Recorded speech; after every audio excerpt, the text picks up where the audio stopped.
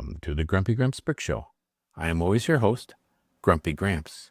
Sorry for the delay in posting videos. Grumpy Gramps had some babysitting duties over the last weekend and couldn't get a video out by Wednesday, but we will make up for it with this video, the Dancing Figures Art Set 31216. There they are. The dancing figures made by Keith Haring. Very nice set, but super huge. Now, for those of you that don't know, Keith Haring was an artist in the 1980s that was in the 20th century, almost like 100 years ago to some people. But he was popping around the same time as artists like Andy Warhol. I like Keith Haring much better than Andy Warhol. Anybody can take 4 pictures and just make them different colors. Keith Haring did these dancing figures that had motion, and they were fun, and they were party, and they were dance. And it was everything that the 80s was. Before the 80s, there was no such thing as AIDS. But then AIDS came onto the scene, and it was a deadly transmitted disease, mostly sexually transmitted. Keith Haring wound up getting AIDS and dying in 1990, and these dancing figures were commissioned by the Haring Society posthumously. After his death in 1990, they were commissioned in 1998. This is my favorite dancing figure because it looks like he's breakdancing, which was popular at those times. And believe it or not, Grumpy Gramps used to do gymnastics. Grumpy Gramps was on the gymnastics team. Grumpy Gramps used to do the pommel horse. So Grumpy Gramps was very good at getting onto the ground and spinning on his back and twisting and turning and doing everything that was required of somebody that had some training in gymnastics. Now that you have the background on these figures, let's take a look at each one individually. Hold on. So let's start with the biggest figure and work our way down. This is the yellow dancing man.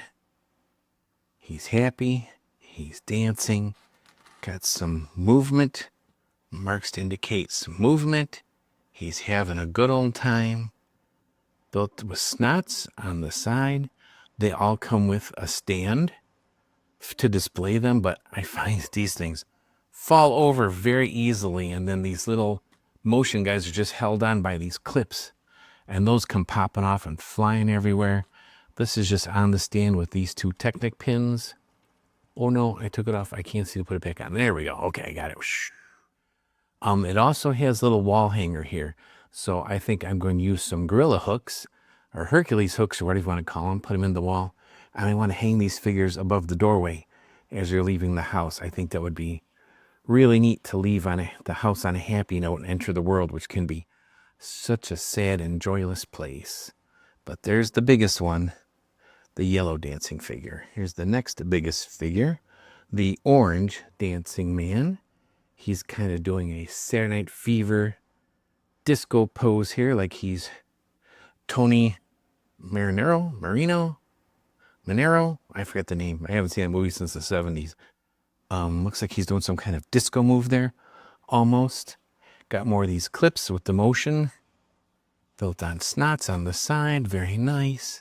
Same stand with the little hanger, couple of tires to keep him from hitting the wall on a weird angle.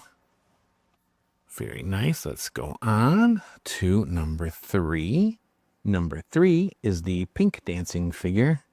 The pink guy, or it could be a girl. Who knows? These are not, I don't have any kind of gender at all. They're just kind of dancing figures. You would call them dancing figures too, commissioned in 1998 after Keith Haring's death in 1990. Again, the same stand with the same kind of hook, some tires to keep it on the wall so it doesn't sit weirdly on the wall with just a hook here and nothing here.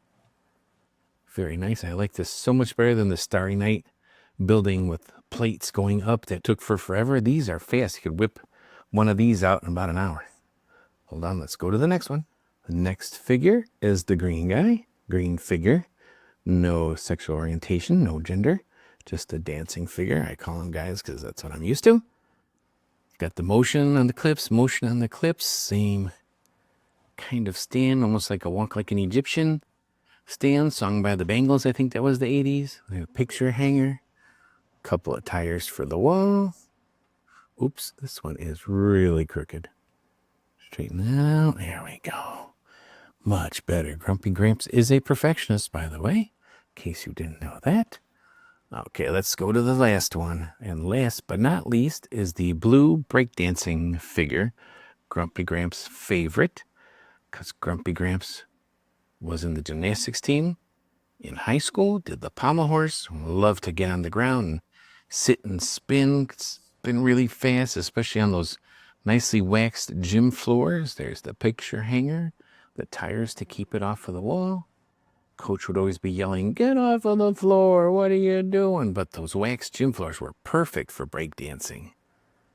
Now you may ask, well, Grumpy Gramps, did you ever do anything with your gymnastics training besides breakdancing? Well, yes, actually.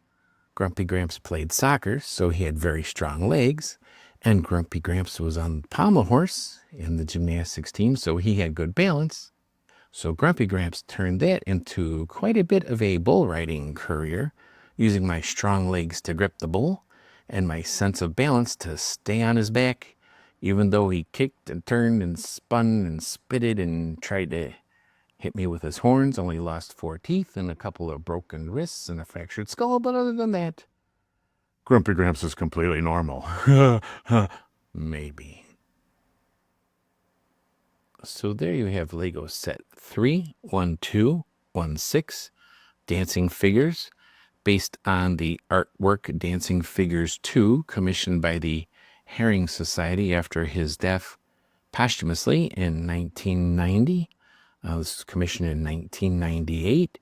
If you'd like more information about Keith Haring or AIDS awareness or any of that, you go to haring.com, haring.com, and you can find out more about it. This is Grumpy Gramps. Thanks for watching. Thank you for watching the Grumpy Gramps Book Show. Like, comment, and subscribe. I am your host, Grumpy Gramps, and as always, keep on brickin'.